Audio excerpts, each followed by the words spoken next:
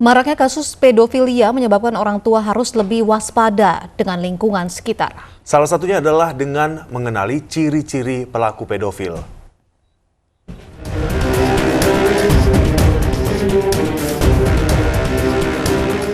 Indonesia menjadi surga bagi kaum pedofil.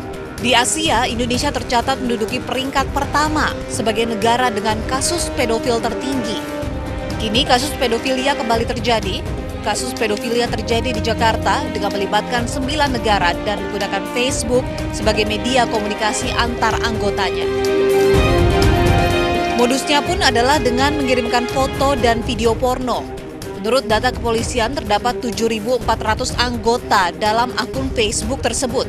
Untuk menghindari anak dari pelaku pedofil, diperlukan pengendalian dan pengawasan orang tua. Anak juga harus mendapatkan pendidikan seks anak. Pendidikan seks diperlukan agar anak tahu mana bagian tubuh yang tidak boleh dipegang oleh orang lain. Kalau ada orang yang menyentuh bagian tubuhmu, membuat kamu tidak nyaman, berteriaklah. Kalau di luar negeri, di Indonesia ada periwitan. Jadi kasih bekal ke anak itu, dia boleh teriak, periwitin, gitu loh, bahwa ada orang yang melakukan tindak kejahatan kepada diri. Kekerasan seksual yang terjadi pada anak biasanya dilakukan oleh orang yang terdekat.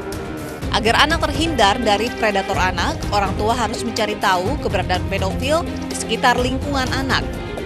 Untuk itu orang tua juga harus mengetahui indikasi dari para pelaku pedofil. Ya, indikasinya diantaranya adalah ia akan terlihat berlebihan pada saat menghadapi anak-anak. Artinya bukan karena dia nggak sayang ya, artinya dia menyentuh bagian-bagian tubuh tertentu si anak, gitu loh. Jadi Anda mulai perhatiin nih, misalnya ada keluarga, kok nih nyentuh-nyentuhnya sampai nyium-nyiumin, gitu loh, sampai berlebihan.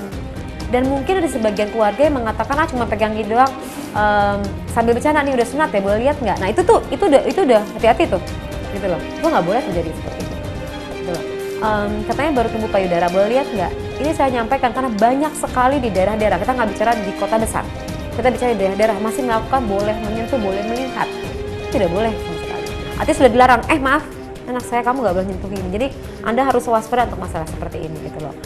Kemudian tinggal dengan omnya satu kamar, jadi yang perempuan tidak boleh satu kamar dengan yang laki-laki, mau itu omnya kayak mau. Tadi saya sampaikan bahwa yang boleh menyentuh dirinya adalah dirinya sendiri.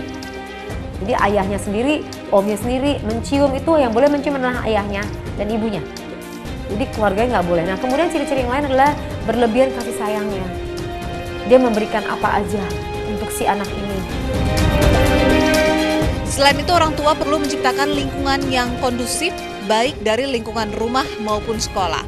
Orang tua dan guru juga perlu berkoordinasi. Namun yang terpenting adalah memberikan edukasi sehingga anak menjadi tahu bagaimana menjaga tubuhnya.